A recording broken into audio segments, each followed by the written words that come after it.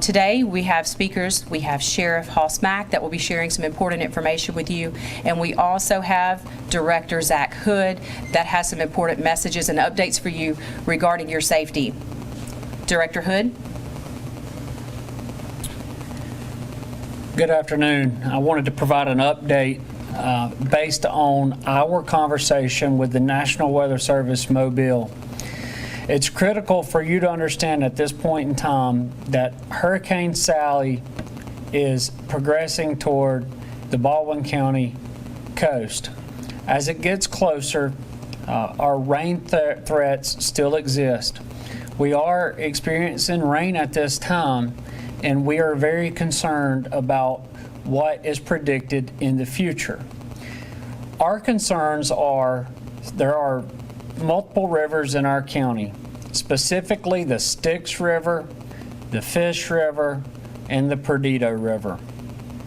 If you are on any of these three rivers, please understand the projections for rainfall totals in our community through the evening into tomorrow morning.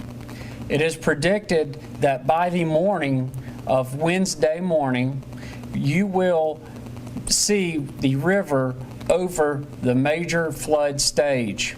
And so also, not only will it exceed the major flood stage, potentially historical records could be captured during this event, meaning our rainfall totals could break current records. Some of you have experienced Hurricane Danny, and it's being related as extensive as the flooding during Danny. So what I want you to understand is that rain and water continue, as we've always messaged. Rain and water is continued to be our major threat to life and safety in Baldwin County. And if you live on or you're around Fish River, Styx River, or Perdido River, there is a large concern from the Emergency Management Agency on what type of flooding you will experience, and you need to seek safety immediately. I will repeat that one more time again. Fish River, Styx River, Perdido River. Rainfall totals in our county through tomorrow are expected to reach historical numbers. You need to consider alternative options now. This means evacuating your area. If you are around any of these three rivers, please consider and evacuate immediately.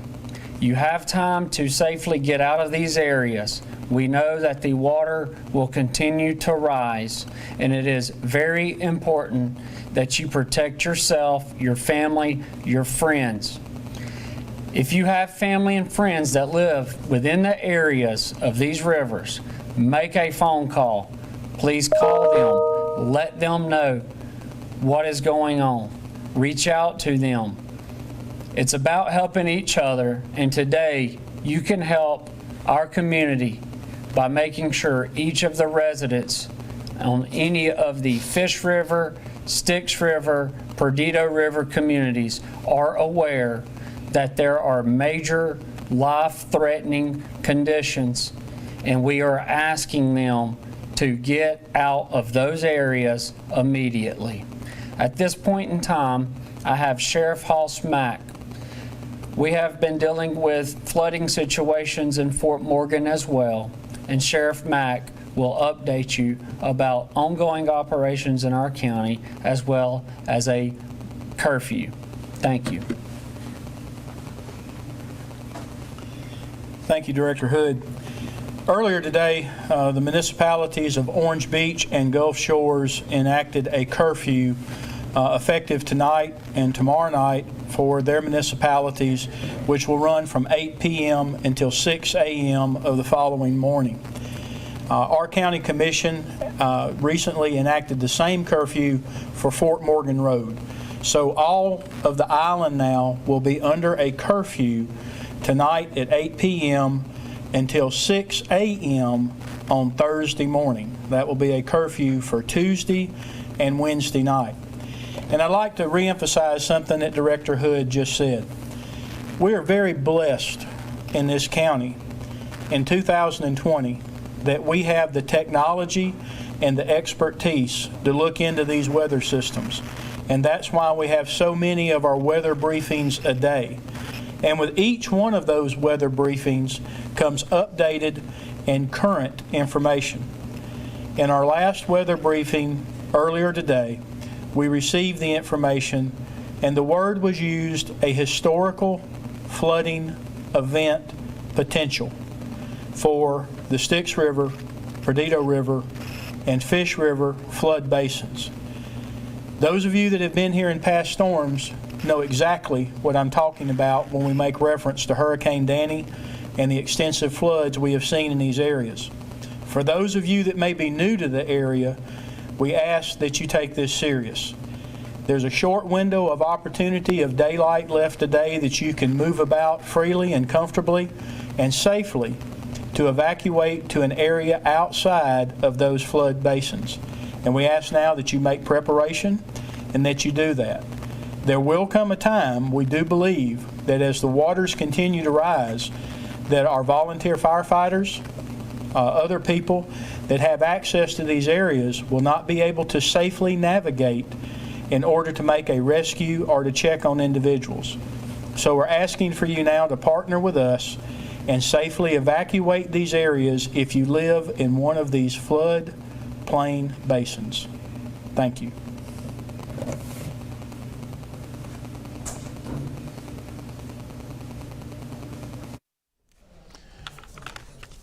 All right, you've been listening to a briefing from the Baldwin County Emergency Management Association or agency, I should say. And first up was Zachary Hood, the director of the agency. He made no bones about it. If you live anywhere near the Styx, the Fish, or Perdido rivers, you need to leave right now because they are forecasting, as Jason and Matt have been telling us for the last 24 hours, they've been forecasting very, very high major river levels in that area, plus a lot of rainfall. So if you live in those areas, they are urging you right now, leave the areas because of the possibility of major flooding. Let's send it over to Jason right now for an update. Jason? Yeah, looking at it right now, Sally is an 80-mile-per-hour Category 1 hurricane. You're probably looking at that going, hey, okay, yesterday it was at 100. Today it's at 80. This is good, right? Well, good and bad because it's still moving slowly. We definitely are pleased that the winds are lower, but the rainfall threat is still the same. And there's going to be some tremendous rain totals with this, especially Baldwin County and eastward over towards the Florida Panhandle based on what we're seeing. We have seen a real impressive burst of showers and thunderstorms here on the northern side of the circulation. And now that this thing has been inching towards the coast, that's putting the heavier rain bands right on top of us. We're seeing it reflected on radar too, and so the rainfall rates are substantially higher now per hour than they were, say, last night. The rain is heavy.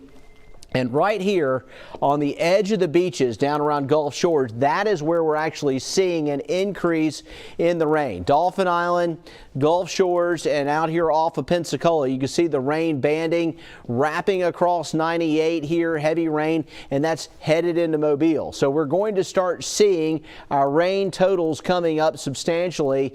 And this rain's moved in, and it's not going anywhere. If it's raining at your house right now, it's probably not going to stop if you're watching us here on Fox 10 News until sometime into the evening hours on Wednesday, maybe even Thursday morning. We've got a long, long ways to go with a very slow-moving tropical system. Now, this could be a tropical storm at landfall or a low-end hurricane. Regardless of that, the rain is the main threat. And you can see the coloration on radar. We're going from green, meaning light rain, to yellow, meaning moderate rain, to orange, meaning very, very heavy rain.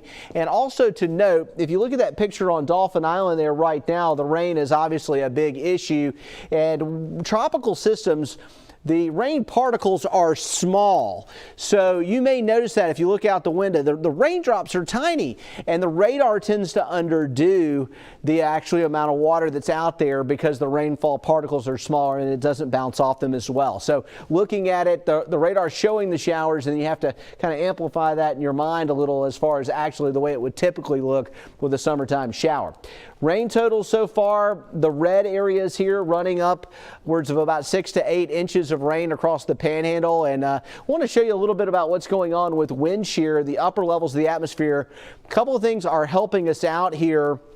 As we're looking at the system, we're getting some wind shear out of the west. There's some dry air on the western flank, and also water temperatures are cooler underneath the system now than they were a day or two ago. It's been sitting in one spot, and it's spinning, and then there's some upwelling of the cooler waters from the deeper areas, especially near the shelf. And what that's going to do is that's going to eventually get to a point where the system's not going to be able to sustain itself as well, especially by tonight and tomorrow. So stirring up the Gulf is actually a good thing for a slow-moving storm. It's just still the rainfall threat. And we're thinking landfall as a Category 1 storm sometime tomorrow morning.